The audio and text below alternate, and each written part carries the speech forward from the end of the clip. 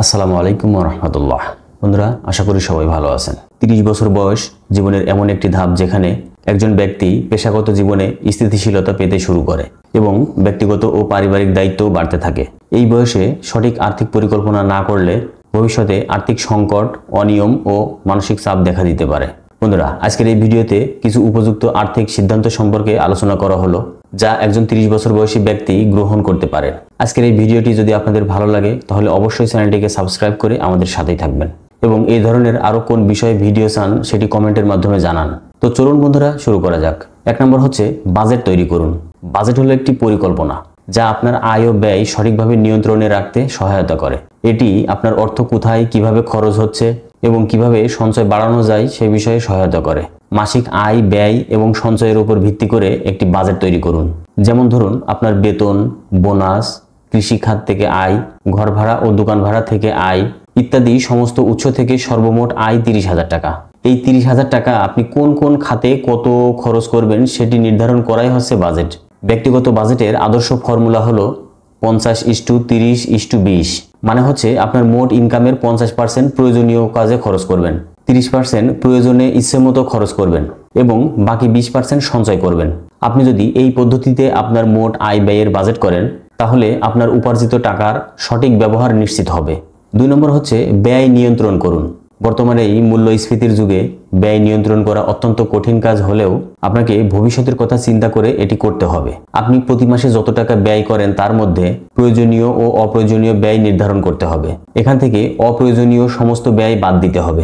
এছাড়াও ব্যয় নিয়ন্ত্রণ করার জন্য আপনি বেশ কিছু কৌশল অবলম্বন করতে পারেন, যেমন খরচের একটি বাজেট তৈরি করা এবং তা অনুসরণ করা, খুচরা কেনাকাটা কমিয়ে পাইকারি কেনাকাটায় অভ্যস্ত হওয়া, খরচের রেকর্ড রাখা এবং বিগত মাসের খরচের সাথে তুলনা করা, বাইরে খাওয়া দাওয়া বন্ধ করা, বিভিন্ন পণ্যের অফার বা ছাড় ব্যবহার করা, নগদ লেনদেনের অভ্যাস গড়ে তোলা, এছাড়াও সেকেন্ড হ্যান্ড মাল কিনে প্রয়োজন মেটানো ইত্যাদি। 3 নম্বর হচ্ছে ইনকামের উৎস বৃদ্ধি করুন। বর্তমান বিশ্বে অর্থনৈতিক টানাপোড়েন, মূল্যস্ফীতি, চাকরির অনিশ্চয়তা এবং ব্যয় বৃদ্ধির কারণে একটিমাত্র ইনকামের উপর নির্ভর করে টিকে থাকা দিন দিন বেশ কঠিন হয়ে পড়েছে। বিশেষ করে বাংলাদেশের মতো উন্নয়নশীল দেশে যেখানে অধিকাংশেরই মাসিক আয় অত্যন্ত সীমিত, সেখানে একাধিক ইনকামের উৎস থাকা অত্যন্ত গুরুত্বপূর্ণ। আপনার আয়ত্তের মধ্যে কয়েকটি নিরাপদ ক্ষেত্র নির্বাচন করে সেখানে মূলধন বিনিয়োগ করে আয়ের উৎস বৃদ্ধি করে নিন।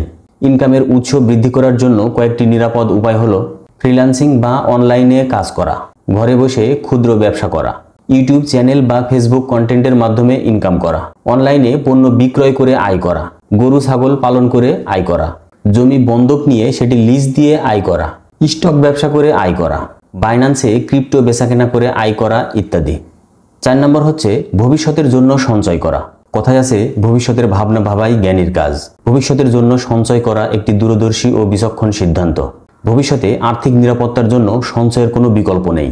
এটি শুধুমাত্র অর্থনৈতিক নিরাপত্তাই নিশ্চিত করে না, বরং মানসিক শান্তি এবং আত্মনির্ভরতার ভিত্তি গড়ে তোলে। আপনার প্রতি মাসে যা ইনকাম তা থেকে আপনি একটা নির্দিষ্ট পরিমাণ অর্থ ভবিষ্যতের জন্য সঞ্চয় করে রাখেন, যেটা আপনার ভবিষ্যতে বড় কোনো আর্থিক প্রয়োজন মেটাতে গুরুত্বপূর্ণ ভূমিকা পালন করবে। আপনি কয়েকটি নিরাপদ উপায়ে সঞ্চয় করতে পারেন, যেমন সেভিংস অ্যাকাউন্টে টাকা জমা রাখতে পারেন, ফিক্সড ডিপোজিট বা এফডিআর করে রাখতে পারেন, নির্ধারিত মেয়াদে ডিপিএস করে রাখতে পারেন, বিভিন্ন মোবাইল ব্যাংকিং যেমন বিকাশ, নগদ, রকেট ইত্যাদির মাধ্যমে জমা করে রাখতে পারেন। 5 নম্বর হচ্ছে বিনিয়োগ শুরু করা। অর্থ উপার্জন শুধু জীবনের লক্ষ্য নয়, উপার্জিত অর্থকে সঠিকভাবে পরিচালনা করে ভবিষ্যতের নিরাপত্তা নিশ্চিত করাই হলো প্রকৃত আর্থিক বুদ্ধিমত্তা। আর এই ব্যবস্থাপনার অন্যতম প্রধান উপায় হলো বিনিয়োগ। বাংলাদেশ সহ বিশ্বের যে কোনো প্রেক্ষাপটে যারা ভবিষ্যৎ নিয়ে সচেতন তাদের জন্য বিনিয়োগ শুরু করা একটি অপরিহার্য সিদ্ধান্ত। দীর্ঘমেয়াদী বিভিন্ন খাতে বিনিয়োগ করতে পারেন, যেমন মিউচুয়াল ফান্ডে বিনিয়োগ, শেয়ার বাজারে বিনিয়োগ, স্বর্ণ বা মূল্যবান সম্পদে বিনিয়োগ, সরকারি সঞ্চয়পত্র, স্টক ব্যবসায় বিনিয়োগ ও ছোট পরিসরে গরুর খামারে বিনিয়োগ ইত্যাদি। 6 নম্বর হচ্ছে জরুরি তহবিল গঠন করা। জীবনের অনিশ্চয়তা প্রতিনিয়ত আমাদেরকে নতুন চ্যালেঞ্জের মুখে দাঁড় করায়। হঠাৎ চাকরি হারানো, অনাকাঙ্ক্ষিত দুর্ঘটনা, অসুস্থতা, পরিবারের সদস্যদের চিকিৎসা বা বড় কোনো খরচ, এই ধরনের জরুরি পরিস্থিতিতে অর্থনৈতিকভাবে টিকে থাকার জন্য জরুরি তহবিল বা ইমার্জেন্সি ফান্ড অত্যন্ত গুরুত্বপূর্ণ। জরুরি তহবিল হলো এমন একটি নির্দিষ্ট পরিমাণ অর্থ যা শুধুমাত্র জরুরি ও অপ্রত্যাশিত পরিস্থিতি মোকাবেলার জন্য সংরক্ষণ করা হয়। এটি দৈনন্দিন খরচের জন্য নয়, বরং জীবনের ঝুঁকিপূর্ণ মুহূর্তগুলো মোকাবেলার জন্য। বাংলাদেশের প্রেক্ষাপটে যেখানে অনেকেই সীমিত আয়ের মধ্যে সংসার চালায়, সেখানে এই তহবিল গঠন আরও বেশি প্রয়োজনীয়। এই তহবিল সহজে ব্যবহারযোগ্য কোনো সেভিংস অ্যাকাউন্ট বা সঞ্চয় অ্যাকাউন্টে রাখুন। 7 নম্বর হচ্ছে বার্ষিক আর্থিক পর্যালোচনা। ব্যক্তিগতভাবে বার্ষিক আর্থিক পর্যালোচনার গুরুত্ব অত্যন্ত গভীর এবং বাস্তবমুখী। এটি কেবল টাকা পয়সার হিসাব রাখার বিষয় নয়, বরং নিজের জীবনের লক্ষ্য, নিরাপত্তা ও ভবিষ্যৎ পরিকল্পনার জন্য সরাসরি সম্পর্কযুক্ত।